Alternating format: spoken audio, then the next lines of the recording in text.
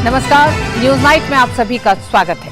देश में धर्मांतरण पर अक्सर चर्चा होती है, लेकिन अब ये खतरनाक रूप ले रहा है क्योंकि इसमें निशाना बन रहे हैं बच्चे। आज न्यूज नाइट में करेंगे इस पर खास चर्चा। जम्मू कश्मीर से होने वाली अमरनाथ यात्रा को लेकर गृह मंत्री अमित शाह ने अहम बैठक करके जरूरी निर्देश दिए हैं। वहीं मोदी सरकार के 9 साल पर किन मंत्रियों ने की प्रेस कॉन्फ्रेंस बताएंगे आपको, साथ ही देंगे ओवल टेस्ट का अपडेट। लेकिन सबसे पहले नजर हेडलाइंस पर। अमरनाथ यात्रा की तैयारियों को लेकर केंद्रीय गृह मंत्री अमित शाह ने की अहम बैठक। श्री अमरनाथ यात्रा के पूरे मार्ग पर सुरक्षा के पुख्ता इंतजाम करने के निर्देश। कहा, अमरनाथ यात्रियों को सुगमता से दर्शन हो और उन्हें किसी समस्या का सामना न करना पड़े, ये मोदी सरकार की प्राथमिकता।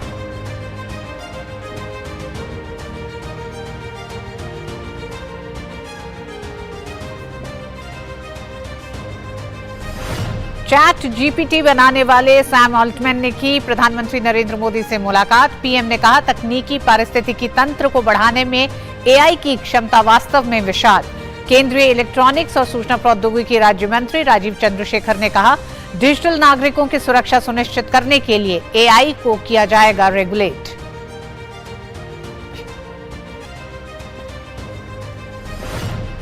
मोदी सरकार के 9 साल पर जारी है केंद्रीय मंत्रियों की प्रेस कॉन्फ्रेंस। केंद्रीय इलेक्ट्रॉनिक्स और सूचना प्रौद्योगिकी राज्य मंत्री राजीव चंद्रशेखर ने गिनाई अपने मंत्रालय की उपलब्धियां। कहा, पिछले 9 सालों के दौरान डिजिटल इंडिया क्षेत्र में हुए अभूतपूर्व विकास के कारण खत्म हुआ भ्रष्टाचार। डॉक्टर जितेंद्र सिंह ने कहा कि सरकार की जीरो करप्शन की नीति रही, भर्ती प्रक्रिया हुई पारदर्शी।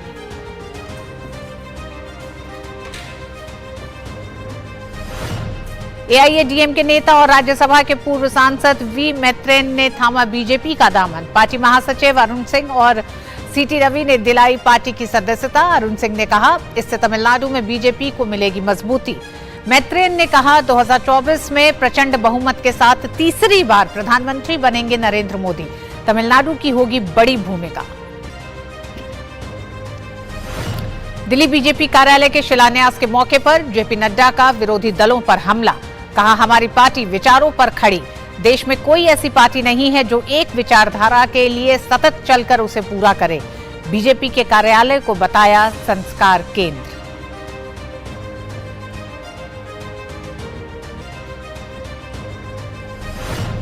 और आगे बढ़ा अति प्रचंड चक्रवाती तूफान बिपरजॉय। धीरे धीरे और तीव्र होने की संभावना। अगले 2 दिनों में उत्तर पूर्वोत्तर दिशा और उसके बाद अगले 3 दिनों के दौरान लगभग उत्तर पश्चिमोत्तर में बढ़ने की खबर। गुजरात के तटवर्ती इलाकों में हाई अलर्ट। आगे बढ़ा मॉनसून। कोच्चि और कोझिकोड में बारिश। पूर्वोत्तर में भी कई जगहों पर बारिश।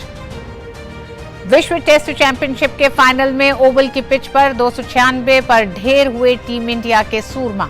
अजिंक्य रहाणे ने खेली 89 रनों की पारी। ऑस्ट्रेलिया को पहली पारी के आधार पर मिली 173 रन की बढ़त। दूसरी पारी में कंगारुओं को भी शुरुआती झटका।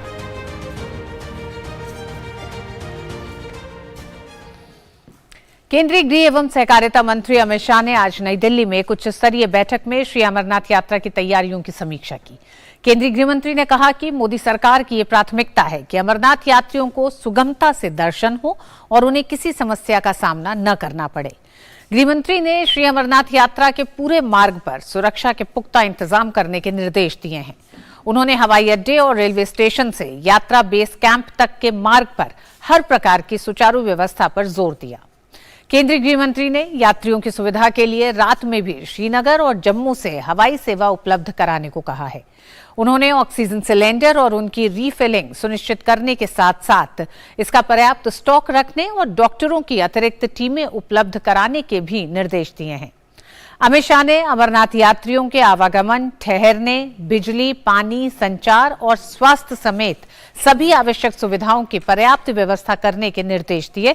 उन्होंने यात्रा मार्ग में बेहतर संचार और भूस्खलन की स्थिति में तुरंत मार्ग खोलने के लिए मशीनें तैनात करने के भी निर्देश दिए हैं।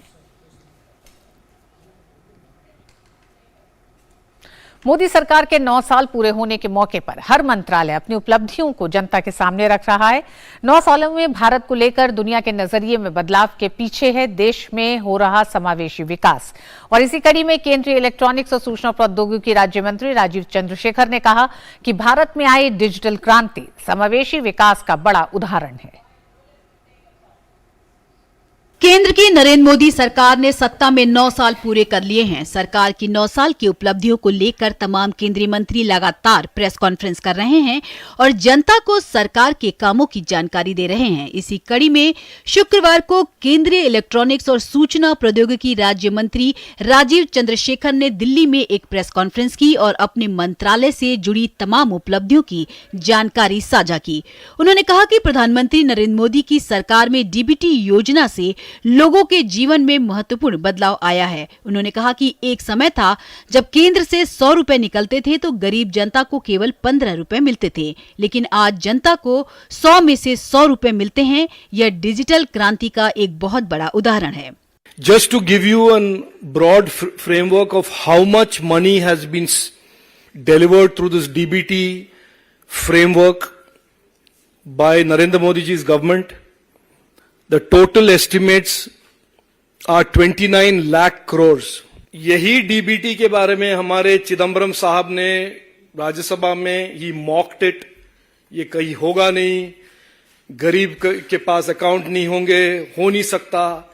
और आप सब देख चुके हैं कि राज्यसभा में उन्होंने अपने इंटेलेक्चुअल जायंटिज्म को दिखाते हुए इस पूरे इनिशिएटिव को उन्होंने मॉक किया था। और आज भारत के लोग जानते हैं कि प्रधानमंत्री मोदी जी ने टेक्नोलॉजी के द्वारा क्या उनके लाइफ में बदलाव लाया है। राजीव चंद्रशेखर ने कहा कि पीएम मोदी के नेतृत्व में भारत मैन्युफैक्चरिंग के लिए विश्व स्तर पर विश्वसनीय भागीदार बन रहा है। उन्होंने कहा कि भारत 5G रोल आउट करके दुनिया को दिखा दिया है कि वो तकनीक के मामले में बहुत आगे है। 9 साल में हमने कितना दूरी, एक तरह से how far we have travelled in the 9 years। और इस प्रेजेंटेशन का टाइटल है, मेरे हिसाब से काफी अप्रोप्रिएट है, लॉस्ट डेकेड टू इंडिया टेकेड। और लॉस्ट डेकेड जब मैं कहता हूं, मैं 2004 से 2014 का जो यूपीए सरकार का जो एक टर्म था या 2 टर्म्स थे, उसको मैं डिस्क्राइब करता हूं लॉस्ट डेकेड। एंड जो पिछले 9 साल और आने वाले दशक के बारे में मैं कहता हूं, और प्रधानमंत्री मोदी जी ने एक फ्रेज कॉइन किया है, इंडिया डेकेड। उन्होंने कहा कि भारत की डिजिटल इकोनॉमी 2025-26 तक अर्थव्यवस्था का 20% हो जाएगी। केंद्रीय मंत्री ने कहा कि आज हम सबसे अधिक एफडीआई प्राप्त कर रहे हैं और पहले से कहीं अधिक रोजगार सृजित कर रहे हैं। वहीं प्रधानमंत्री कार्यालय में राज्य मंत्री जितेंद्र सिंह ने मोदी सरकार के 9 वर्ष पूरे होने के मौके पर एक प्रेस वार्ता को संबोधित करते हुए विभिन्न सुधारों के बारे में बात की। उन्होंने बताया कि पिछले 9 सालों में सरकार की जीरो करप्शन की नीति रही है, जिसके लिए सुधार करते हुए सरकार ने भर्ती प्रक्रिया को ऑफलाइन से ऑनलाइन कर दिया है ताकि इसे पारदर्शी बनाया जा सके। Shifting over from the paper to the computer is also in that direction of bringing more and more transparency to the youth. Anyone who has the capacity, who has put in sufficient amount of hard work, has the potential, has the aptitude, will get an opportunity. At the official level, attempt has been made to, of course, we followed the mantra of Prime Minister zero tolerance against corruption very seriously right from the beginning. But at the same time, it was also made out that in the pursuit of achieving the goal of zero tolerance, there would be no harassment or intimidation of the performing officers. And I think one example of that is the amendment that has been brought in the Prevention of Corruption Act, where the bribe giver is also equally culpable. उन्होंने कहा कि सरकारी कार्यालयों में स्वच्छता से जुड़े व्यवहार परिवर्तन को महसूस किया गया, तो साथ ही पिछले 9 सालों में पेंशन विभाग में भी उल्लेखनीय सुधार किए गए। गौरतलब है कि 9 साल के मौके पर जहां तमाम केंद्रीय मंत्री प्रेस कॉन्फ्रेंस कर रहे हैं, तो वहीं बीजेपी भी मेगा जनसंपर्क अभियान चला रही है। राजेश राज के साथ ब्यूरो रिपोर्ट, डीडी न्यूज।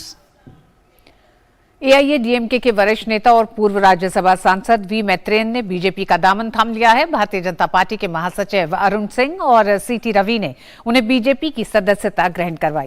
इस मौके पर अरुण सिंह ने कहा कि प्रधानमंत्री की लोकप्रियता दिनों दिन बढ़ती जा रही है, जिसकी वजह से लोग बीजेपी का दामन थाम रहे हैं। इसी कड़ी में डॉक्टर वी मैत्रेयन ने पार्टी का दामन थामा।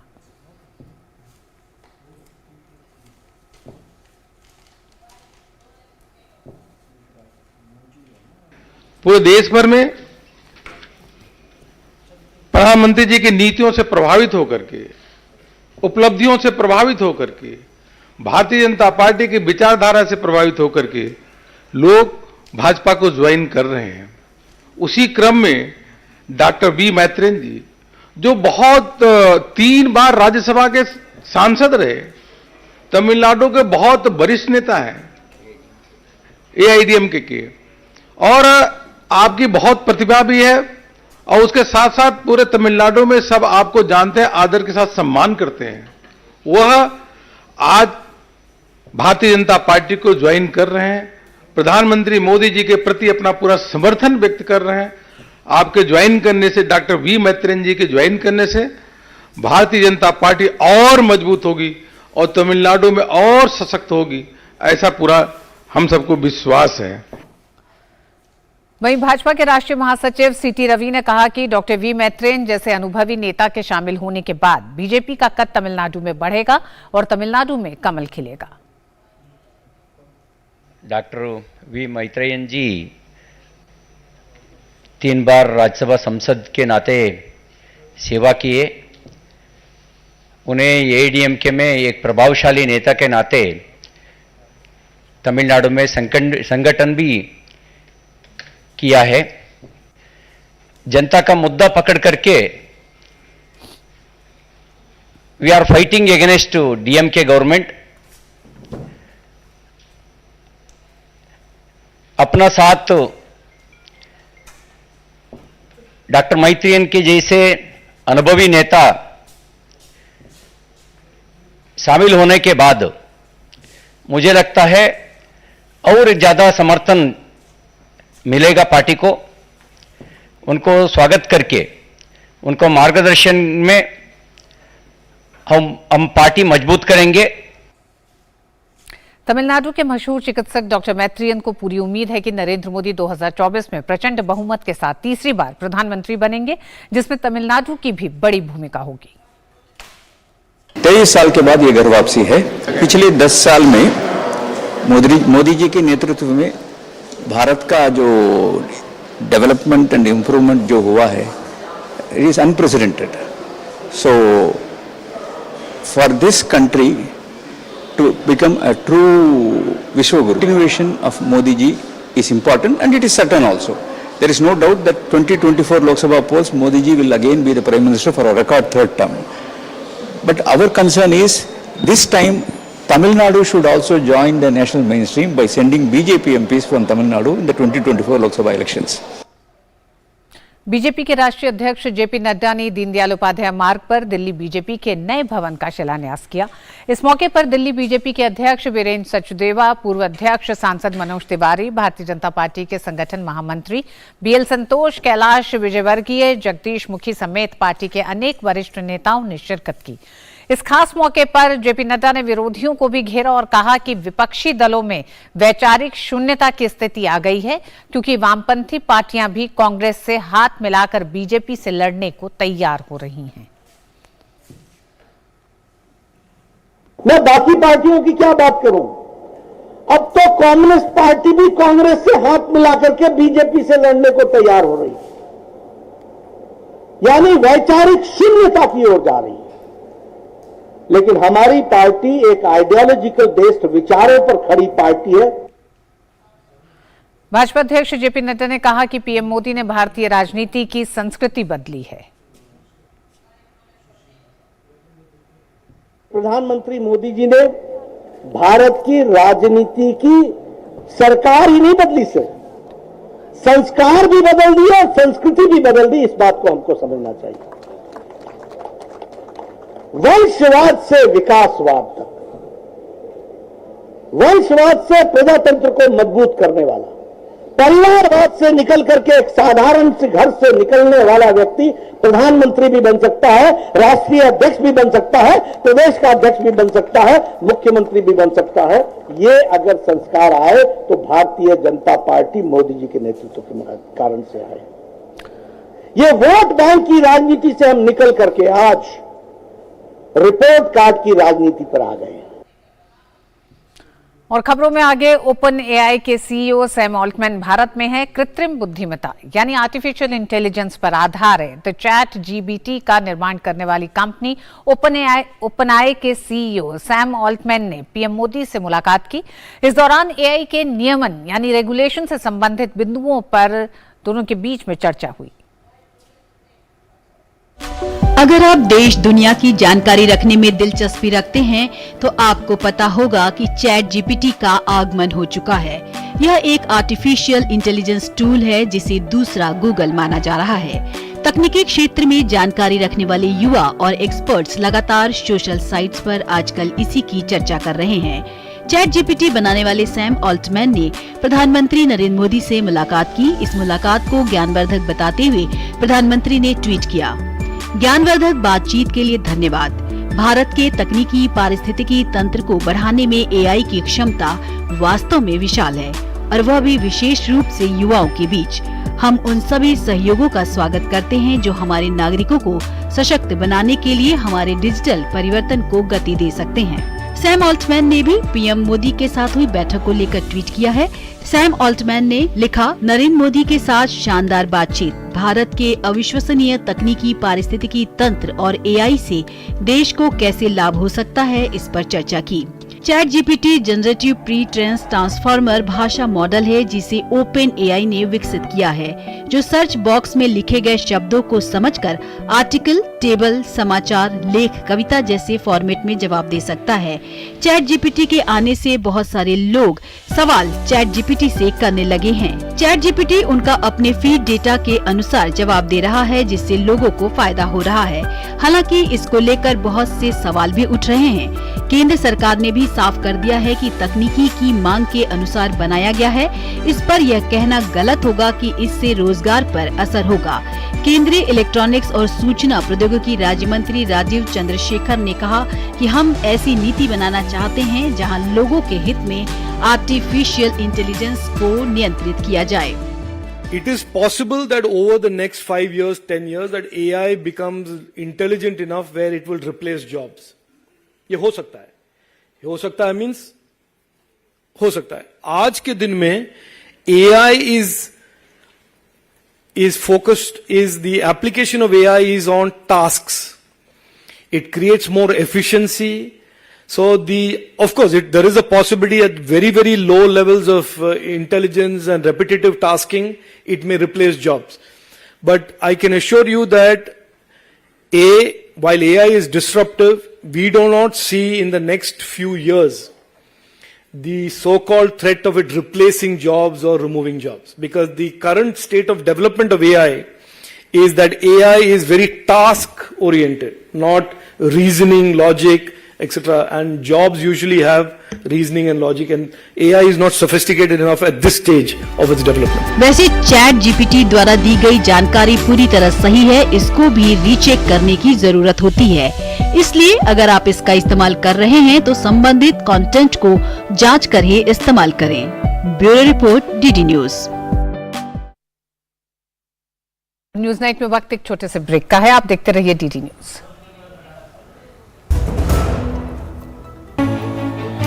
बात डेवलपमेंट की हो या टेक्नोलॉजी की, आज का नया भारत हर क्षेत्र में हो रहा है advance. New generation new idea के साथ एक न्यू इंडिया का निर्माण कर रही है और ये सब कुछ संभव हो पा रहा है देश के उन समस्त जिम्मेदार नागरिकों के द्वारा। समय पर अदा किए गए एडवांस टैक्स से आप भी समय पर एडवांस टैक्स अदा करके देश की तरक्की में भागीदार बनिए। एडवांस टैक्स जमा करने की आखिरी तारीख 15 जून 2023 है। किसी भी तरह की कंपनी, कॉर्पोरेट या वे व्यक्ति और संस्थाएं जिनकी कर देयता टीडीएस, टीसीएस कटने के बाद 10,000 या उससे अधिक है, वो 15 जून 2023 तक अपने एडवांस टैक्स की किश्त अदा करें। प्रत्येक आयकर दाता एक राष्ट्र निर्माता।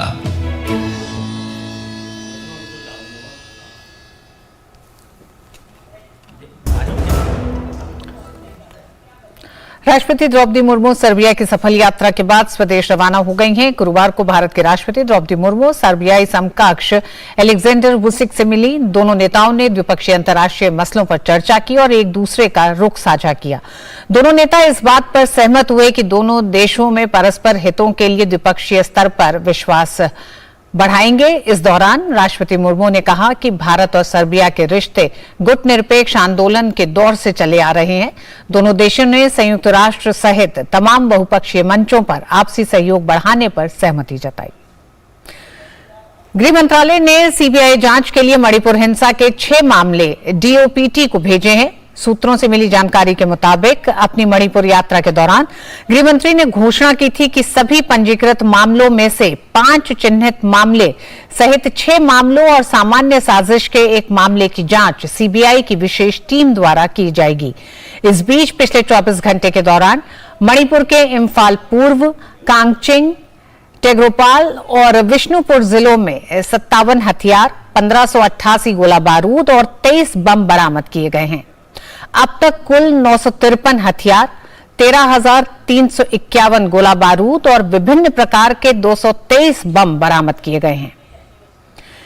इस बीच सीबीआई ने आज मणिपुर राज्य के विभिन्न जिलों में बड़े पैमाने पर हिंसा की घटनाओं के कारण संपत्ति को नष्ट करने और लूटने, आगजनी, लूटपाट, हथियारों, गोला बारूद की लूट, मानव जीवन की हानि से संबंधित 6 मामले दर्ज किए हैं। इन मामलों की गहन जांच और दुर्भाग्यपूर्ण घटनाओं के पीछे आपराधिक साजिश का पता लगाने के लिए एक विशेष जांच दल एसआईटी का गठन किया गया है। और चक्रवात बिपरजॉय अगले 48 घंटों में एक गंभीर चक्रवाती तूफान के रूप में और तेज हो जाएगा। मौसम विभाग के अनुसार अगले 3 दिनों के दौरान उत्तर पश्चिम भारत की ओर बढ़ जाएगा। मौसम विभाग ने मछुआरों को पूर्वी मध्य और पश्चिमी मध्य अरब सागर में इस महीने की 12 तारीख तक नहीं जाने की हिदायत दी है। पूर्वी मध्य अरब सागर पर बना चक्रवात बिपरजॉय 13 किलोमीटर प्रति घंटे की गति के साथ पूर्वोत्तर की ओर बढ़ते हुए शुक्रवार दोपहर तक गोवा से लगभग 750 किलोमीटर पश्चिम में, मुंबई से 760 किलोमीटर पश्चिम दक्षिण पश्चिम में, पोरबंदर से 760 किलोमीटर दक्षिण पश्चिम में और कराची से 1070 किलोमीटर दक्षिण में स्थित है। इसके अगले 36 घंटों के दौरान धीरे धीरे और तीव्र होने की संभावना है। अगले 2 दिनों के दौरान इसके लगभग उत्तर पूर्वोत्तर दिशा और उसके बाद अगले 3 दिनों के दौरान लगभग उत्तर पश्चिमोत्तर में बढ़ने की संभावना है। 10 तारीख सुबह तक ये धीरे धीरे इंटेंसिफिकेशन होते हुए इसका विंड स्पीड 150 किलोमीटर कोस्टनेस में 165 किलोमीटर प्रति घंटा हो सकता है। ये वेस्ट कोस्ट ऑफ इंडिया को हिट नहीं कर रहा है, मगर ये गुजरात के आसपास सबसे नज़दीक आएगा। 13 तारीख और 14 तारीख में लगभग 400 किलोमीटर दूरी पे गुजरात कोस्ट से वेस्ट में अरेबियन सी में केंद्रीभूत होगा। इसलिए फिशरमैन वगैरह के लिए सेफ नहीं, निरापद नहीं है। शिप कम्युनिटी, मेरीन कम्युनिटी जो ऑफशोर ऑपरेशन है अरेबियन सी में, वो सभी के लिए हम वार्निंग और एडवाइजरी दे रहे हैं। चक्रवात बिपरजॉय को देखते हुए गुजरात के तटवर्ती इलाकों में हाई अलर्ट जारी किया गया है।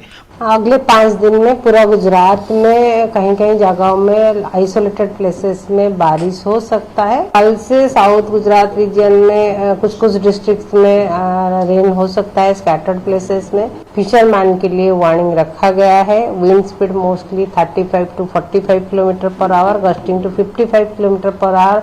11th ऑनवर्ड्स विंड स्पीड बढ़ने का संभावना है। एक और जहां चक्रवात बिपरजॉय को लेकर मौसम विभाग निगरानी बरत रहा है, वहीं मानसून की गतिविधियों पर नजर रखी जा रही है। गुरुवार को दक्षिण पश्चिम मानसून के केरल में पहुंचने के बाद से कोच्चि और कोझिकोड में बारिश हुई। वहीं पूर्वोत्तर के गुवाहाटी में भारी बारिश के कारण शहर में जलभराव देखा गया है। Bureau report, TD news. और न्यूज नाइट में वक्त एक छोटे से ब्रेक का है।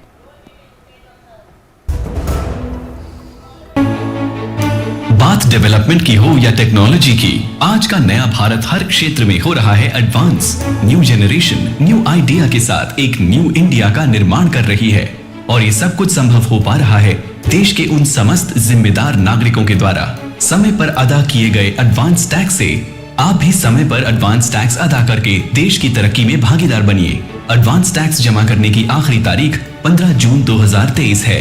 किसी भी तरह की कंपनी, कॉर्पोरेट या वे व्यक्ति और संस्थाएं जिनकी कर देयता TDS, TCS कटने के बाद 10,000 या उससे अधिक है, वो 15 जून 2023 तक अपने एडवांस टैक्स की किश्त अदा करें। प्रत्येक आयकर दाता एक राष्ट्र निर्माता।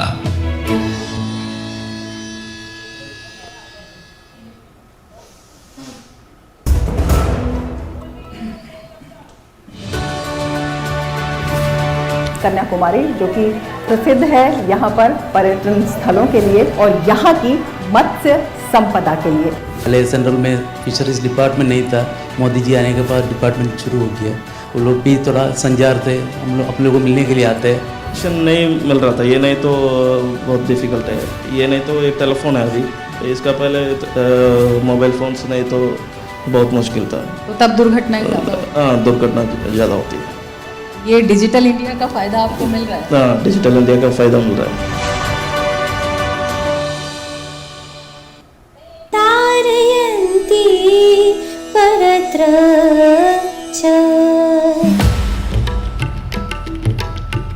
गौरव विषयः एषः यत् एतस्मिन् हि विषये भारतदेशः 5 वर्षाणां पूर्वमेव कार्यम् आरभ्य अग्रेसरः अस्ति। जब तक भारतीय दृष्टि जो पर्यावरण पर है उसके आधार पर शिक्षा नहीं दी जाएगी तब तक पर्यावरण का ठीक से रक्षण संभव नहीं है। नफरत करने वालों के सीने में प्यार भर दूं, अरे मैं वो परवाना हूँ पत्थर को मोम कर दूं। और देश में बढ़ते धर्मांतरण के मामलों को देखते हुए कई राज्यों ने धर्मांतरण रोधी कानून बनाया है। धर्मांतरण के मामलों में नया मामला सामने आया है जिसने सिर्फ पुलिस सुरक्षा एजेंसियों को ही नहीं बल्कि आम जनता में भी हड़कंप पैदा कर दिया है। इस डिजिटल युग में कैसे अब धर्मांतरण के जाल में नाबालिग बच्चों को फंसाने की एक साजिश है जो कि ऑनलाइन गेमिंग के जरिए सामने आई है। हालांकि मामले में यूपी पुलिस मुख्य आरोपी की तलाश में महाराष्ट्र में कई छापे मार चुकी है। धर्मांतरण के मामले देश में पहले भी आते रहे हैं, लेकिन गाजियाबाद में आए धर्मांतरण के ताजा मामले ने तमाम जांच एजेंसियों के कान को खड़ा कर दिया है। न केवल जांच एजेंसियां बल्कि बच्चों के माँ बाप के लिए भी ये खबर बेहद डराने वाली है। गाजियाबाद का धर्मांतरण का ये मामला डरावना इसलिए है क्योंकि गेमिंग ऐप के जरिए नाबालिगों को शिकार बनाया जाता है और उनका धर्मांतरण कराया जाता है। ये मामला सामने आया 30 मई को जब गाजियाबाद के राजनगर में रहने वाले एक जैन परिवार ने पुलिस को शिकायत की और बताया कि उनका 17 साल का बेटा दिन में 5 बार जिम जाने की बात कहकर घर से निकलता था। एक दिन पीछा करने पर पता चला कि वो मस्जिद में 5 वक्त की नमाज पढ़ने जाता है। बाद में बेटे से पूछताछ हुई तो पता चला कि बेटे ने इस्लाम धर्म कबूल कर लिया है। उसने इस्लाम को अन्य धर्म से बेहतर बताया और कहा कि वह मन से इस्लाम धर्म को स्वीकार कर चुका है। लड़के के मोबाइल लैपटॉप की जांच करने पर उसमें इस्लाम धर्म से जुड़ी ढेरों सामग्रियां मिली। गैजेट्स की जांच से पता चला कि वह मुंबई के एक व्यक्ति के संपर्क में था। वह जाकिर नाइक से भी प्रभावित है। जांच में पता चला कि ऑनलाइन गेमिंग ऐप के जरिए उनके बेटे की दोस्ती मुंबई निवासी बद्दो नामक व्यक्ति से हुई थी। बद्दो से उनके बेटे ने कंप्यूटर पार्ट्स भी खरीदे थे। इसके बाद से उन दोनों की दोस्ती बढ़ती गई। आरोप है कि ब्रेन वॉश कर लड़के को इस्लामिक गतिविधियों में शामिल किया गया। पुलिस के मुताबिक लड़के से हलफनामे पर दस्तखत भी कराया गया कि वो स्वेच्छा से धर्म परिवर्तन कर रहा है। नन्नी जिनको हमने आज गिरफ्तार करा है, इन्होंने एक हिंदू युवक से जिसको इन्होंने कन्वर्ट करा था नाबालिग लड़के को, उससे 12 मई को एक फोर्सफुली एफिडेविट भी साइन करवाया था जिसमें कि उसने ये लिखा है कि मैंने ये धर्म अपनी स्वेच्छा से कबूल करा है, जिसमें कि उनसे पूछताछ करी गई है तो पता लगा उनका दबाव देकर ये एफिडेविट 12 मई को जब ये बात था कि ये भेद खुलने वाला है, उनका दबाव देकर ये एफिडेविट साइन करवाया। पीड़ित की शिकायत पर पुलिस एक्शन में आई और 4 जून को मस्जिद के मौलवी अब्दुल रहमान को गिरफ्तार किया। पूछताछ और जांच में पता चला कि इस लड़के को ऑनलाइन गेमिंग ऐप फोर्टनाइट और डिस्कॉर्ड के जरिए ब्रेन वॉश किया गया था। पहले गेम में हराया गया, फिर जिताने के लिए कुरान पढ़ने को कहा गया। जब इस लड़के ने कुरान पढ़नी शुरू कर दी तो उसे जिताना शुरू कर दिया गया। धीरे धीरे इस लड़के का भरोसा इस्लाम में बढ़ता गया। पुलिस की आगे की जांच में मुख्य नाम खान शहनवाज मकसूद उर्फ बद्दो का सामने आया, जो मुंबई का रहने वाला है और फिलहाल फरार है। इसमें जो इनका कार्य करने का तरीका था वो एक फोर्टनाइट नाम की गेमिंग एप्लीकेशन है, जिससे कि नई उम्र के टीनेजर्स इसमें आकर्षित हो जाते थे और उसके बाद जब वो गेम खेलते थे साथ ही में उनको डिस्कॉर्ड नाम की एक चैट इंजन है जिसपे कि वो वहां पे जाते थे और गेम जीतने के लिए उनको कुरान की आयतें पढ़ने के लिए बोला जाता था और जब वो गेम जीत जाते थे तब इनको डॉक्टर जाकिर नायक की वीडियो शेयर करी जाती थी और जब वीडियो शेयर करके ये इस्लाम कबूल कर लिया करते थे तो उनको और कट्टर बनाने के लिए डॉक्टर तारिक जमील की वीडियोस देखा करते थे। ये गाजियाबाद में इस मामले को लेकर हिंदूवादी संगठनों का विरोध प्रदर्शन जारी है। प्रदर्शनकारियों की मांग है कि इस मामले में कड़ी कार्रवाई हो। उन्होंने बच्चों की मासूमियत का फायदा लिया है। बच्चे मासूम होते हैं, बच्चे भगवान का रूप होते हैं, उनका स्वरूप होते हैं। आप उनसे खेल रहे हैं, उनकी मासूमियत से खेल रहे हैं। आपने उनकी मासूमियत के साथ जो खेल खेला है इसका जवाब अब हमें देना ही होगा। गाजियाबाद में हुए धर्मांतरण के मामले में पुलिस और देश के अलग अलग एजेंसियां लगातार जांच में जुटी हुई हैं। एक ओर जहां पकड़े गए मौलवी से पूछताछ के दौरान कई चौंकाने वाले तथ्य पुलिस के सामने आ रहे हैं, तो वहीं दूसरी ओर खान शहनवाज उर्फ बद्दो को पकड़ने के लिए पुलिस की कई टीमें महाराष्ट्र के अलग अलग इलाकों में दबिश दे रही हैं। हालांकि अभी वह फरार है। पुलिस टीम यह भी पता कर रही है कि बद्दो किन लोगों के साथ मिलकर ये काम कर रहा है।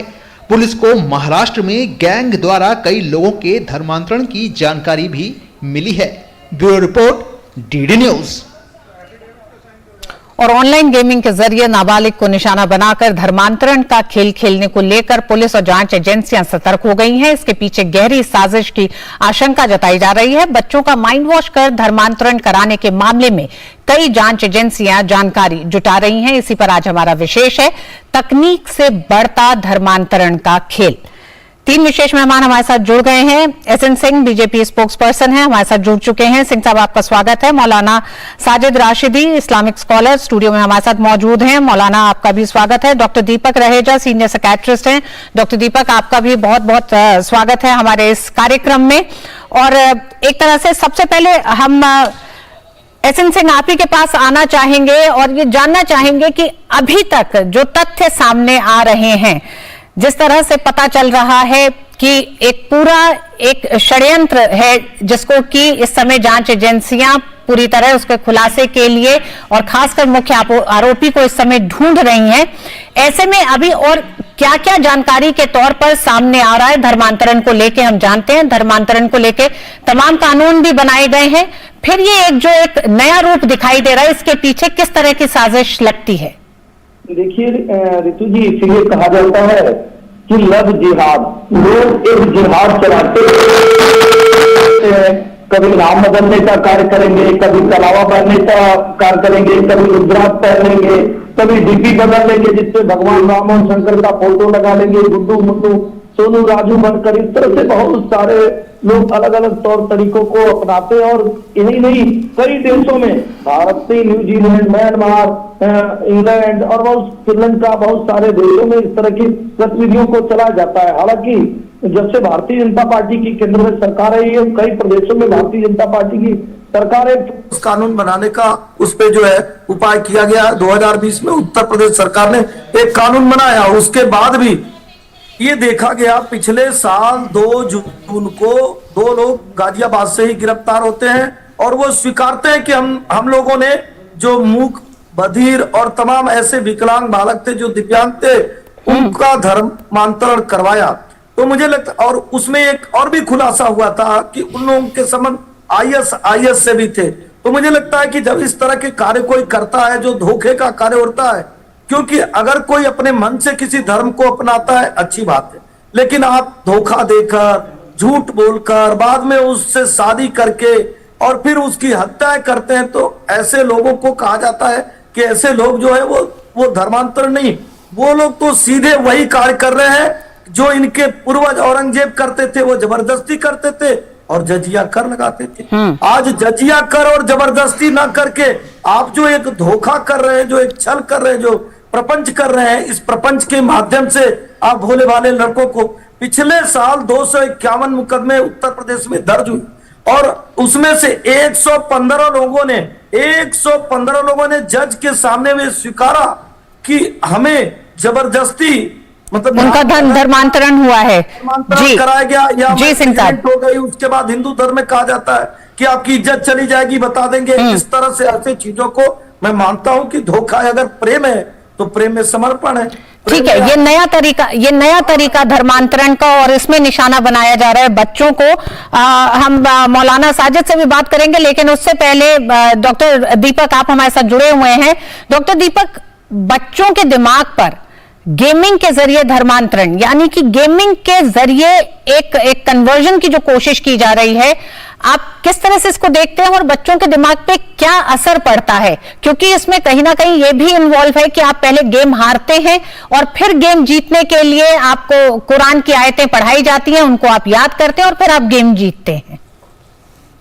देखिए, आप जिस वर्ग की बात कर रहे हैं वो वर्ग जो है बहुत ही सेंसिटिव वर्ग है, और ना सिर्फ सेंसिटिव है, जब आप इस माहौल में होते हैं, आप गेमिंग कर रहे हैं, आपके गार्ड्स डाउन है, आपके डिफेंसेस डाउन है, और आप मेंटली एक बहुत ही सेंसिटिव और गलिबल स्टेट में हैं, वहां पे किसी भी तरह का। और देखिए, ये ऐसे बच्चे हैं, एक ऐसी उम्र के बच्चे हैं जो कि बहुत ही इम्प्रेशनेबल होते हैं, और ये इम्प्रेशनेबिलिटी जो है उस पीरियड में जब आप एक ऐसे वर्चुअल कमरे में हैं जहां पे आप स्ट्रेंजर्स के साथ हैं, आपके गार्ड्स डाउन हैं, वहां पे आपके दिमाग को मैनिपुलेट करके उसके अंदर कोई सजेशन इम्प्लांट करने की कोशिश करना शायद मुझे लगता है एक आम अवस्था से ज्यादा आसान है।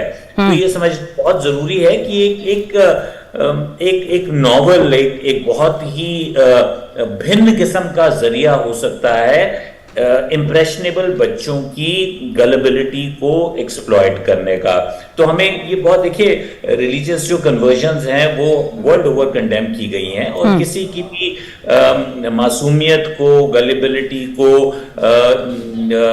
को कैश इन करके, को उसका फायदा उठा के और उसको एक ऐसी स्टेट में लाना कि वो एक दूसरे रिलीजन को ले ले, मुझे ऐसा लगता है ये किसी भी धर्म में इसकी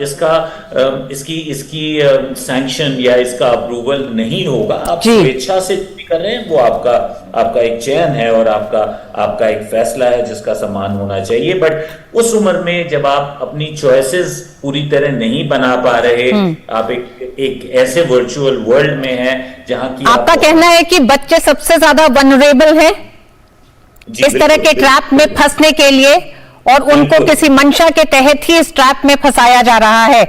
मौलाना साजिद स्टूडियो में ही मौजूद है। मौलाना साजिद, मस्जिद में दीनी तालीम दी जाती है, मौलवी इसमें गिरफ्तार पाए गए हैं। क्या आपको लगता है कि इस समय आप जैसे धार्मिक इस्लामिक स्कॉलर जो हैं उन्हें सामने आना चाहिए और इस पूरी घटना की भर्त्सना भी करनी चाहिए, साथ ही साथ ये मस्जिदों से क्या हो रहा है इस पर अब सोचने की जरूरत है? देखिए, मोहम्मद साहब जब 1400 साल पहले आए थे मैसेंजर ऑफ गॉड बनकर, इस्लामिक आस्था के मुताबिक कुरान में दो चीज़ें खुले तौर पर बताई गई। अगर कोई ना समझे तो वो बेवकूफ़ है, वो इस्लाम का जानकार नहीं है। एक बात तो ये है, कहा गया लकुम दीनुकुम वलिया दीन, तुम्हारे लिए तुम्हारा दीन अच्छा है, मेरे लिए मेरा दीन अच्छा है। जो आप मानते हैं, जिसको आप फॉलो करते हैं, वो आपके लिए अच्छा है, उसमें किसी का कोई इफ और बट नहीं है कि साहब आप मेरा क्यों नहीं मानते, मैं आपका क्यों नहीं मानता, नंबर एक। दूसरे, कुरान ने बहुत साफ लफ्जों में कहा है ला इकराहा फिद्दीन, दीन में कोई जबरदस्ती नहीं है। अगर जबरदस्ती करके कोई कन्वर्जन कराता है या लोभ लालच देकर कोई कन्वर्जन कराता है, इस्लाम देखिए कुरान में ये कहा गया है, ये तो हर धर्म में कहा गया है कि जबरदस्ती नहीं करना चाहिए। बात पूरी वो आप उसकी नहीं, उसकी दलील तो हम देखिए, हम ये तो हम जानते हैं कि हर धर्म कह रहा है कि जबरदस्ती मत करिए, लेकिन आप ये बताएं कि जो मामला सामने आया है उसमें तो साफ दिखाई दे रहा है ना कि कुरान की आयतें अगर आप पढ़ाएंगे, अगर आप बताएंगे तो आपको ये इनाम मिलेगा, आप नहीं बता पाए तो आपको इनाम नहीं मिला। तो ये एक गेम का जो पैटर्न है जिसके तार अभी जो शुरुआती जांच मिल रही है उसमें पाकिस्तान से भी जुड़े हैं, तमाम अन्य राज्यों ने भी कहा है, तो ये एक षड्यंत्र एक चल तो रहा है। क्या इससे सहमत हैं आप? हो गई आपकी बात जी? सवाल पूरा हो गया, जवाब सुनिए, बीच में मत बोलिएगा। नहीं, बीच में तब बोलूंगी जब आप संदर्भ पे नहीं बात करेंगे, कहें आप अपनी बात कहें। देखिए, ये दोनों हजरात बोले, आप भी चुप रही, मैं भी चुप रहा। नहीं, मुझे भी अपनी बात रखने दीजिए, क्योंकि मैं अपनी बात रखने आया हूँ। समय सर कम है ना, आप देखिए, आप आयतों को अगर समझाएंगे तो मुश्किल हो जाएगा ना, आप मसले पे आए। मुझे तो इस्लाम रखना, मैं इस्लामी स्कॉलर हूँ, मुझे इस्लाम रखना है। इस्लाम को ही तो सब लोग रख रहे हैं सर, लोग क्या कर रहे हैं इस्लाम के बारे में ही तो इस कन्वर्जन में बताया जा रहा है। देखिए 2020 में, सुनिए मौलाना साहब, 2020 नवंबर में यूपी में एक कानून आया है ये धर्मांतरण का, उसके बाद से 427 मामले दर्ज हुए हैं। और कुछ रह गया आपको समझ आ रहा है ये? और कुछ रह गया? और 85 मामलों में पीड़ितों ने जबरन धर्मांतरण को अदालत में कबूला है। चलिए, और कुछ रह गया आपका? मैं सिर्फ ये कहना चाहता हूं, मैं इस्लामी स्कॉलर हूं, मैं इस्लाम रख सकता हूं। इस्लाम में क्या है, ऐसे कन्वर्जन को क्या इस्लाम इजाजत देता है, मैं वो रख सकता हूं। रही बात ये देता है, सुनिए, ये जो हो रहा है, इस्लाम इसकी इजाजत नहीं देता। इसीलिए मैं कहता हूं कि जो लोग इसमें इन्वॉल्व हैं उनको कड़ी से कड़ी सजा दी जाए, क्योंकि ये इस्लामिक नहीं है। इसको सुन लीजिए आप, जो मैं कहना चाहता था आपने नहीं सुना, देर में नंबर आया, लेकिन मैंने बताया ये इस्लामिक नहीं है, अन इस्लामिक है। और इनको जितनी कड़ी सजा हो सके उतनी कड़ी सजा देनी चाहिए, क्योंकि ये हिंदुस्तान के संविधान के भी खिलाफ काम कर रहे हैं और इस्लाम के भी खिलाफ काम कर रहे हैं। तो आप कह रहे हैं 1400 साल के बाद से तमाम देशों में तो जबरन, जी डॉक्टर दीपक ने कहा कि स्वेच्छा जो है वो जरूरी है। अगर आदमी अपनी स्वेच्छा से, अपनी इच्छा से करता है, वो किसी भी धर्म को अपना सकता है, हमारा संविधान इजाजत देता है।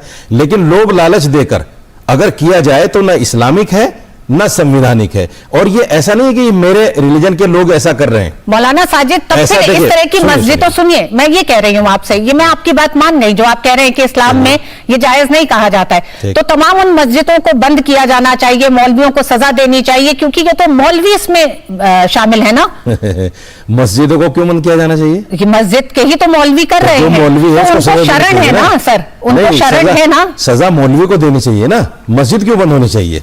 ये तो आपने एक कदम और बढ़ के बात कह दी। मस्जिद क्यों बंद हो? अगर किसी मंदिर से कोई गलत आदमी पकड़ा जाए तो इसका मतलब क्या मंदिर बंद हो? नहीं, मंदिर बंद नहीं होना चाहिए। जो गलत आदमी है उसको निकाल के सजा देनी चाहिए। यही मस्जिद का मामला है, यही गुरुद्वारे का, यही चर्च का मामला है। अगर कोई गलत आदमी मस्जिद में है तो उसको निकाल के सजा दे। हमारा कानून, हमारी जो एजेंसियां हैं, हमारा जो कानून है, हमारा जो संविधान है, ये इसीलिए तो है कि जो गलत करेगा, देश के खिलाफ करेगा या किसी भी रिलीजन के खिलाफ करेगा, जबरदस्ती करेगा, लोभ लालच देगा, तो उसके खिलाफ सजा होनी चाहिए। अभी आपको याद होगा, 2-3 साल पहले की बात है, आगरा के अंदर बजरंग दल और आरएसएस के लोगों ने 260 लोगों को सिर्फ राशन कार्ड बनाने के नाम पे धर्मांतरण करा दिया था, जो 15-20 दिन के बाद वापसी हुई थी जिनकी। तो ये सब ऐसा नहीं है कि आज ये सिर्फ मुसलमान ही कर रहे हैं, हिंदुओं की तरफ से भी हो रहा है। लेकिन जो कर रहे हैं वो गलत है, धर्मांतरण करा दिया सिंह साहब, जो कर रहा है वो गलत है। मैं किसी को अच्छा नहीं मानता। मौलाना साहब, एक बात बहुत अच्छी आपने बात कही और मैं स्वागत करता हूं कि जो ये कहे कि मजहब नहीं सिखाता आपस में बैर करना, और कोई भी मजहब ये नहीं सिखाता धोखा देना। लेकिन मैं कह रहा हूं मौलाना साहब, आपको लेकर नहीं, सभी को लेकर कह रहा हूं, जब एक धर्म का नाम उसमें जुड़ जाता है और बार बार वही धर्म टारगेट करता है, तो आप जैसे बहुतों को आगे आकर ये बात अगर कहना चाहिए। अगर आप ये बात कहते तो न झारखंड में 36 टुकड़े होते, न बिहार में 90 टुकड़े होते, न दिल्ली में 42 टुकड़े होते, क्योंकि उसके साथ इतने लोग खड़े हो जाते हैं, उसका मनोबल बढ़ जाता है। और बार बार ये सामने आता है कि ऐसे लड़के जो हिंदू लड़कियों को पटाएंगे, उनको एक गाड़ी दी जाएगी, उनको 20,000 रुपए दिए जाएंगे। अभी झारखंड में एक मैटर आया है जमाई जिहाद का, उसमें आदिवासी लड़कियों को आप पटाइए, आदिवासी जमीन को आप लीजिए, और बांग्लादेश के ऐसे 1400 लोग पाए गए। मौलाना साहब, आप तो भारत के रहने वाले हैं, 1400 ऐसे लोग पाए गए हैं जिनका वोटिंग कार्ड बांग्लादेश का भी है और भारत का भी। आप बताइए, आप जैसे कितने लोग हैं जो भारत का समर्थन कर रहे हैं? बहुत सारे ऐसे लोग जो अपने घरों में बसाए, उनको हिंदू नाम दिए और हिंदू लड़कियों से शादी कराए, आदिवासियों से शादी कराए, भारत की जमीन पर कब्जा कराए, उनका वोटर कार्ड बनवाए। मुझे लगता है कि ऐसे कार्य जो है एक धर्म के लोग ज्यादा करते हैं। आपने कहा हिंदू धर्म, चलिए देखिए, हम हिंदू हैं इस नाते नहीं कर रहे। हिंदू धर्म में आज तक किसी भी धर्म को पूरी दुनिया में कोई नहीं कहता है कि हिंदू धर्म ने हम पे आक्रमण किया, जबकि आप भी हिंदू हैं। बहुत सारे हिंदू भारत में इसलिए दूसरे धर्म को अपना लिए क्योंकि जजिया कर लगा था, जजिया कर में यही होता था। मौलाना साहब आप भी मौलाना साहब आप भी जानते होंगे कि कुछ आयतों को लेकर सुप्रीम कोर्ट भी एक तरह से कुछ आयतें सुप्रीम कोर्ट के संज्ञान में भी लेके आई गई हैं, जिसको लेके ये कहा गया है कि इस्लाम में किस तरह से किसी और धर्म के लिए कोई जगह नहीं है और उसे एक नफरत की नजर से देखा जाता है। तो ऐसे में जब इस तरह की घटनाएं हो रही हैं तो उसे क्या माना जाए? आपको शायद जानकारी में नहीं है, जिस आदमी ने ये सुप्रीम कोर्ट के संज्ञान में लिया था, वसीम रिजवी, सुप्रीम कोर्ट ने उसी वक्त नकार दिया था इस बात को कि कुरान पर कोई बात नहीं कर सकते हम।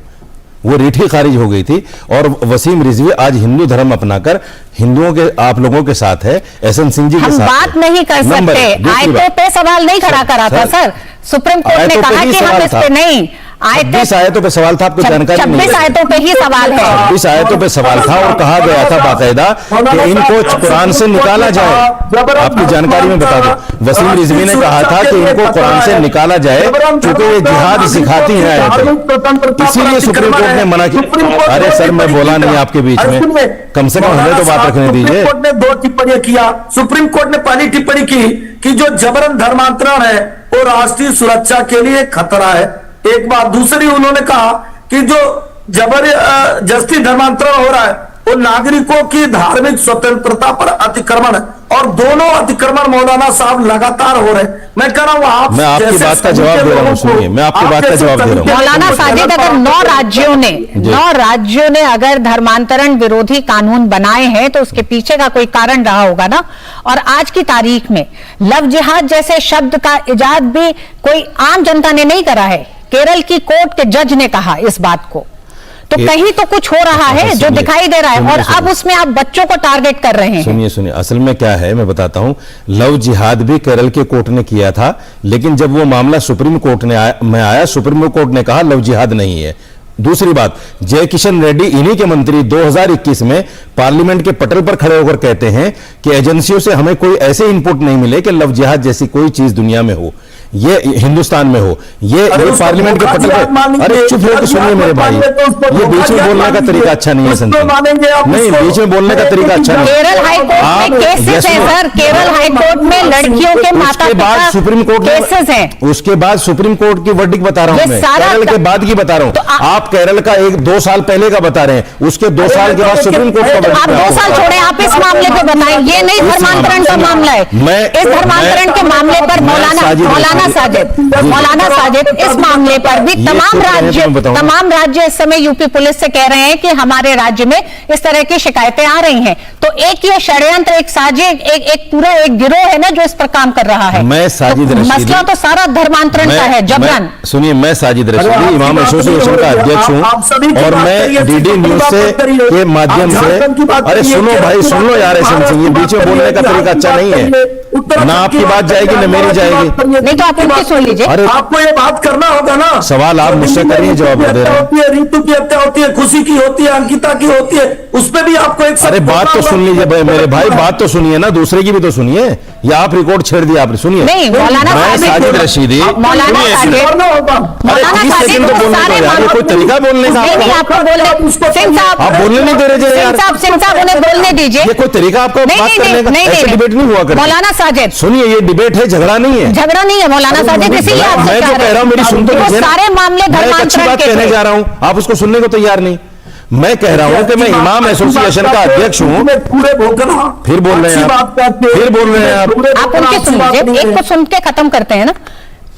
बोलो भाई बोलो, जितना आपको बोलना फिर बोलेंगे हम, बोलो। नहीं आप हम कुछ हम ये कहेंगे, अच्छा चुप रहिए, मेरी सुन लीजिए। आप जैसे अगर सभी लोग हो तो ये चीजें नहीं होगी, आप क्यों नहीं स्वीकारते हैं कि ऐसी चीजें होती हैं? उसका लव जिहाद नाम मत दीजिए, उसका धोखा जिहाद नाम दे दीजिए। भाई साहब, अगर आप सुनिए, अगर आप कान और दिमाग बंद करके बैठे हो तो मैं कुछ नहीं कह सकता। मैंने पहले ही कहा कि ऐसे आदमी को कड़ी सजा देनी चाहिए, मैं मांग करता हूं। दूसरे, मैं मांग करता हूं डीडी न्यूज के माध्यम से धर्मांतरण का कानून पूरे देश में बनना चाहिए। 9 राज्यों में क्यों, 26 के 26 राज्यों में बनना चाहिए, क्यों नहीं बनेगा? अगर कोई जबरदस्ती किसी का कर्मनजर कराता है तो उसके लिए कानून बनना चाहिए। मैं कह रहा हूं, आपने तो नहीं कहा अभी तक, मैं कह रहा हूं। और गाय माता की सुरक्षा के लिए भी कानून बनना चाहिए पूरे देश में। ये क्या तरीका है कि कहीं आपकी माता है और कहीं बीफ को सप्लाई कर रहे हैं? देखिए 10 टेप्टोन कंपनियां जो है बीजेपी के और मौलाना साजिद, आप मौलाना है ना, हमारा राजनीति मत करिए। बीफ के मौलाना साजिद, सबसे मौलाना साजिद, आप नहीं, आप उनका चरित्र ना बताएं। इनका चरित्र आप बता रहा हूं इस्लामिक स्कॉलर है ना, हम आपसे इस्लाम पे बात कर रहे हैं। इनका चरित्र बता रहा हूं। पॉलिटिक्स में गाय की राजनीति पे कहां चले गए? क्यों नहीं करूंगा? नहीं, गाय की राजनीति जैसी चीज जो है ही नहीं, जो ये पार्लियामेंट में खड़े होकर कहते हैं उसको बार बार आप चिल्ला रहे हो। जब आप बात करोगे मैं नहीं करूंगा गाय की। गाय माता है सारे हिंदुस्तान में आ रहे हैं। गाय माता सारे हिंदुस्तान में होनी चाहिए। नॉर्थ इंडिया में आप परोसते हैं मौलाना साजिद, और ईस्ट इंडिया में आप हमारी माता है। आप इस्लाम सारे देश में गाय के लिए कानून बनना चाहिए। पूरे देश में गाय पर पाबंदी लगनी चाहिए। पूरे देश में धर्मांतरण का कानून बनना चाहिए। दोहरा चरित्र नहीं होना चाहिए। नहीं, दोहरा चरित्र आपका दिखाई दे रहा है मौलाना साजिद।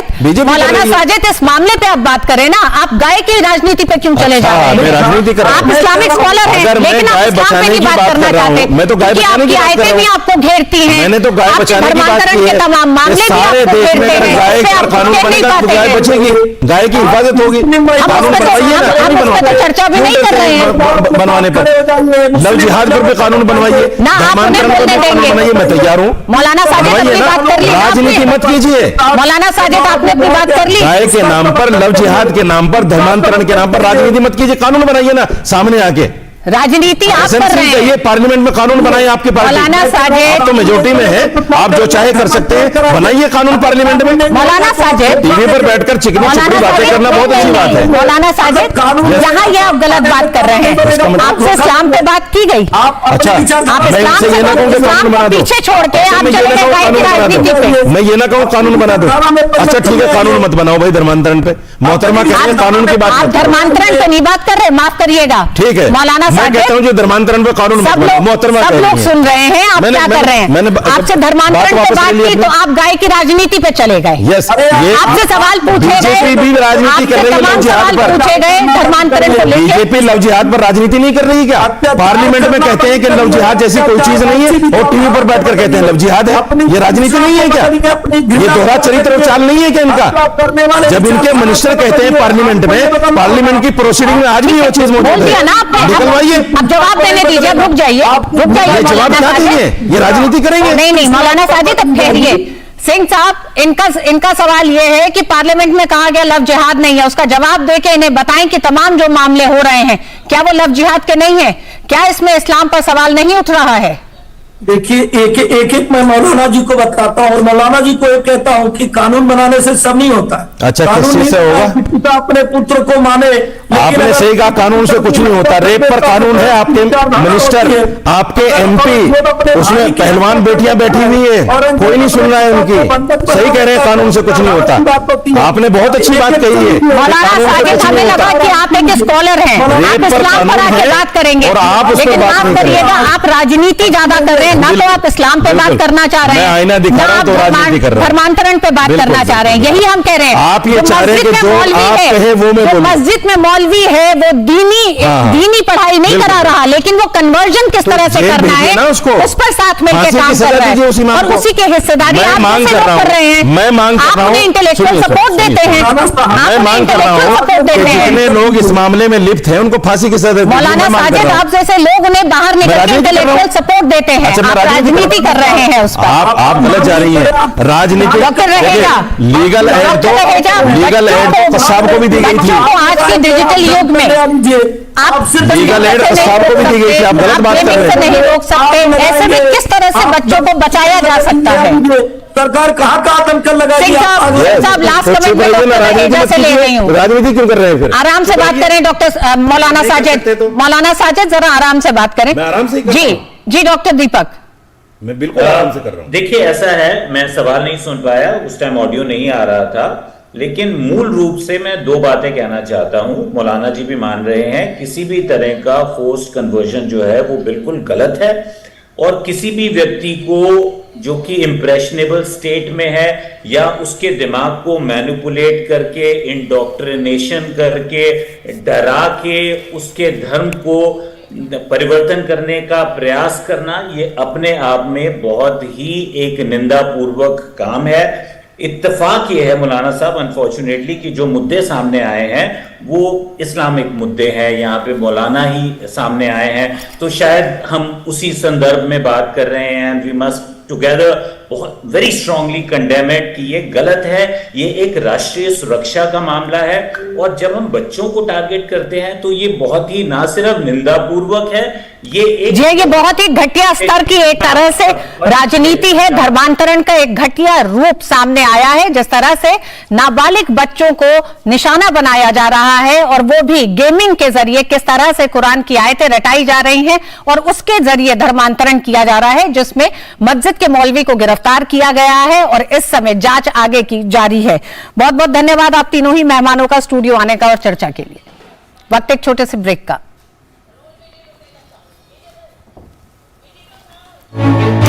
बात डेवलपमेंट की हो या टेक्नोलॉजी की, आज का नया भारत हर क्षेत्र में हो रहा है advance. New generation new idea के साथ एक न्यू इंडिया का निर्माण कर रही है, और ये सब कुछ संभव हो पा रहा है देश के उन समस्त जिम्मेदार नागरिकों के द्वारा। समय पर अदा किए गए एडवांस टैक्स से आप भी समय पर एडवांस टैक्स अदा करके देश की तरक्की में भागीदार बनिए। एडवांस टैक्स जमा करने की आखिरी तारीख 15 जून 2023 है। किसी भी तरह की कंपनी, कॉर्पोरेट या वे व्यक्ति और संस्थाएं जिनकी कर देयता TDS, TCS कटने के बाद 10,000 या उससे अधिक है, वो 15 जून 2023 तक अपने एडवांस टैक्स की किश्त अदा करें। प्रत्येक आयकर दाता एक राष्ट्र निर्माता।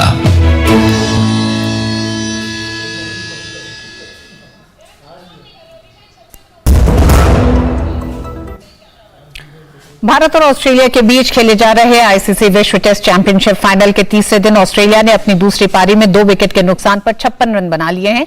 इससे पहले भारत की पहली पारी 296 रन पर सिमट गई है। पहली पारी के आधार पर ऑस्ट्रेलिया को 173 की महत्वपूर्ण बढ़त मिली। भारत की ओर से अजिंक्य रहाणे ने सर्वाधिक 89 रन की पारी खेली, जबकि शार्दुल ठाकुर ने 51 रन का योगदान दिया। और इस मुकाबले पे और ज्यादा बात करने के लिए हमारे साथ ओवल से जुड़ गई हैं सीधे सुचित्रा। सुचित्रा, सबसे पहले जानना चाहेंगे भारत के लिए कितना मुश्किल हो गया है अब ये मैच?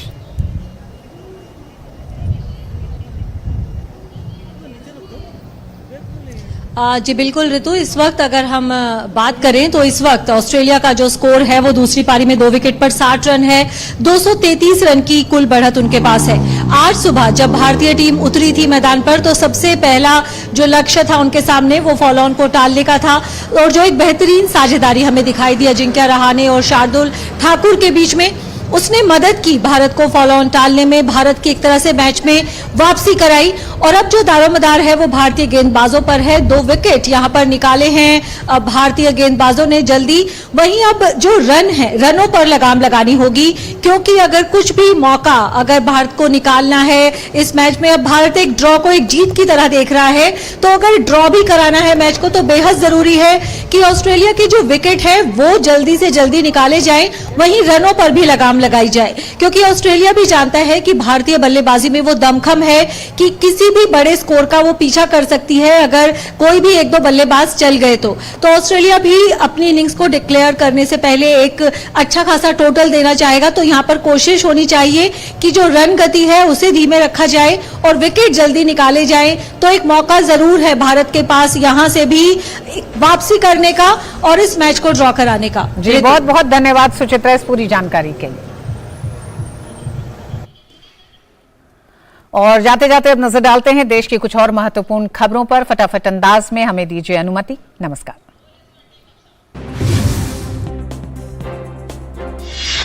भाजपा राष्ट्रीय अध्यक्ष जेपी नड्डा ने दिल्ली भाजपा कार्यालय में भाजपा महासचिवों के साथ बैठक की। बैठक में संगठन से जुड़े विभिन्न मुद्दों पर चर्चा की गई।